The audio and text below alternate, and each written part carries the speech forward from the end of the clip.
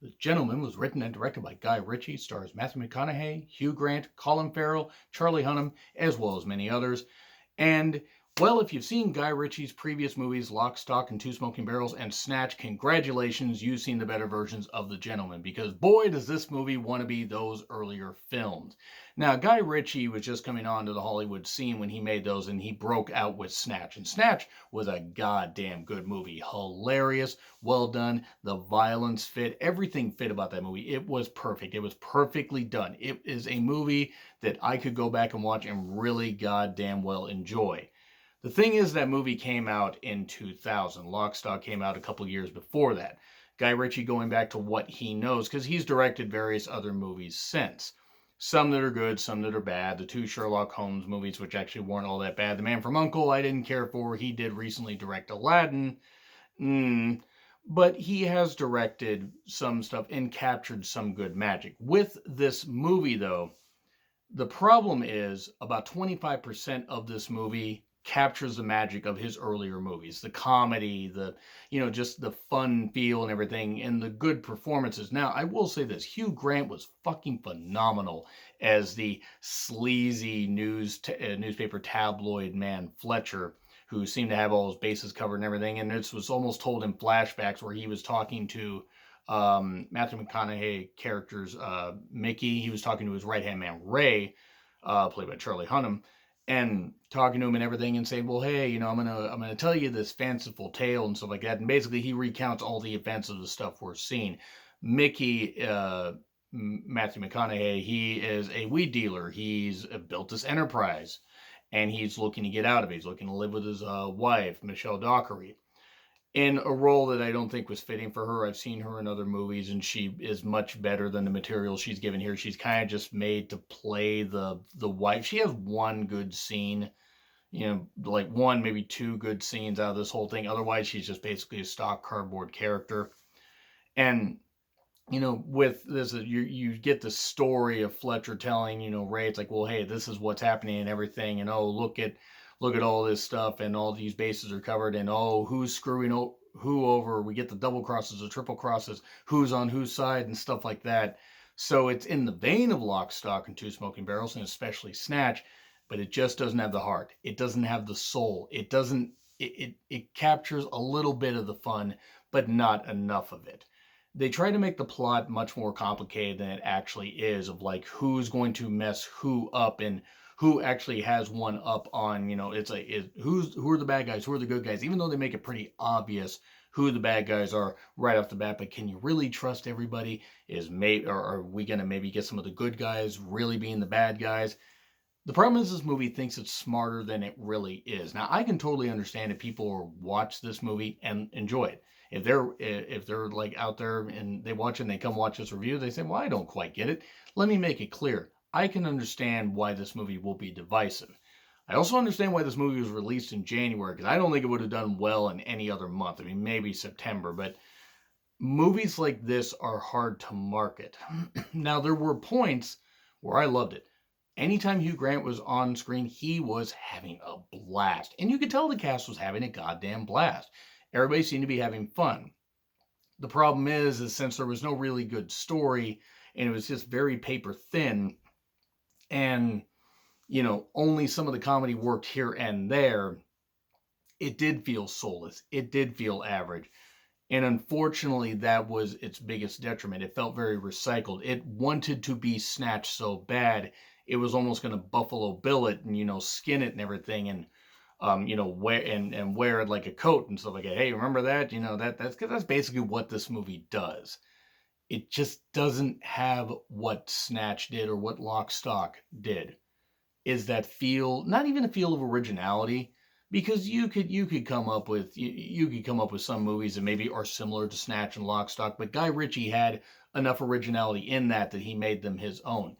With this, as things go on, it just felt, it wasn't that it was badly paced, like it was decently paced, but then there were some scenes that dragged, and there were a lot of scenes where it's like, okay, we're just doing this. Here's the fight scene. Oh, here's this character that reminds us of the characters we saw in a movie 20 years ago, back in 2000. I just I didn't end up liking it as much as I wanted to, and I'm disappointed by that because I liked some of the performances. I thought that some of the comedy did work quite well, but it felt very much like Guy Ritchie was just trying to go back to this and say, "See, you remember this, you love Snatch, you remember this, you loved it. I'm going to beat you over the head with it." And that's kind of what it felt like. And that's very unfortunate because I liked some of the parts of this movie. I just didn't like it as much as as I expected to. And that's really the crux and the main issue I have with this is it just didn't have that heart. It lacked that bite.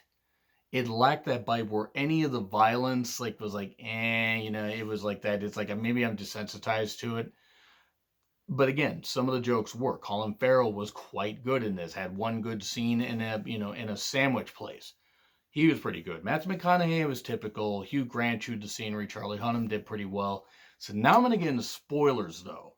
So if you don't want to know anything about the movie, I'm going to spoil a few things, not everything. But anyway, 3, 2, 1, and go. So okay, spoiler territory, right? About 6 minutes, stuff like that. So starts off with where you think Matthew McConaughey's character died because he's sitting in a bar, and then suddenly we see this blood on a glass and stuff like that. But then we get Hugh Grant's character Fletcher telling Ray this backstory and everything, and setting this all up like it's a movie script. He's setting it up as a movie script. Well, it turns out he's blackmailing him and wants to get like 20 million pounds because he knows this whole enterprise and everything. Mickey tries to make this deal with this guy that ends up screwing him over and trying to drive down the price of the various weed farms and areas that he has where he's cultivating this devil's lettuce and stuff like that as a way to just have a drug enterprise. That's basically what it is. He's been doing it since a very early age. We get a lot of flashbacks of what he did when he was younger and everything. Even at one point using a machete. Not the Danny Trejo character. That would have been kind of interesting to see him swing Danny Trejo around. And we cut back to Ray and Fletcher talking and stuff like that. And it becomes increasingly more obvious that things are going on, or that there's other things going on, and who's really screwing over who's really got the advantage over somebody. The name escapes me right now, but the husband that was in A Simple Favor and also one of the leads in Crazy Rich Asians was in this. He was pretty good. Now he wasn't given much of a character, but he was pretty good in this. And you do get the typical stuff of like people being shot or some drug use and stuff like that. But a lot of it again just feels totally soulless. Now the chemistry between Ray and Mickey actually isn't all that bad. Hugh Grant and Ray do have some better chemistry. And Colin Farrell, when Colin Farrell is on, he is really goddamn entertaining. And that is one of the things that I did enjoy about this. But he's got this boxing ring and stuff like that. And it turns out that some of his boys, some of his students were actually, hired or, were actually, they were part of a group tipped off to go invade one of these weed farms. Well, Colin Farrell, Coach, as he's known, because he's simply known as the Coach, is like, what the hell's going on? I got to make this debt right and everything. What the hell were you guys thinking? Because all this weed is suddenly in his office and in his little, rinky-dink boxing area. It's a lot of, twist. They try to twist and turn it and everything and make it all interesting. And it turns out that, oh, wait, everybody's got their bases covered and stuff like that. And even though there's some characters that get put in danger, they don't really feel like they're in danger. And Mickey kind of walks away scot-free. Essentially, he finds out that the guy that, tried doing the buying and tried screwing him over, he finds that out and says, no, you're going to do this and you're going to do things my way, because he can be very ruthless. Because, oh yeah, his wife got brought into the fray and got hurt and got scarred. So he doesn't like that. You can hurt his empire, but you can't hurt his wife. But again, what it goes back to is this movie felt very goddamn soulless. There was one funny point though where it was like the David Cameron pig fucker thing. I believe that's where this reference came from. But the lead of this tabloid newspaper ends up getting trapped. He's the guy that Fletcher is going to sell this story to, but he gets taken by Colin Farrell's boys and ends up waking up in a van all dirty, wondering what the hell's going on. I guess they drugged him and he was fucking a pig and stuff like that. And if that wasn't a David Cameron dig, I don't know what is, but that was kind of funny. But a lot of this movie just didn't have the bite, it didn't have the heart, and it was really the disappointing thing with it. So overall, I'm going to have to say C. That's what I'm really going to have to say right there. Let me know what you guys think in the comments. I may put a poll up there. If I don't put a poll up there, let me know what you guys think. Anyway, like, share, subscribe, Twitter handle in the description. I'm John Ritlin. I'll see you soon.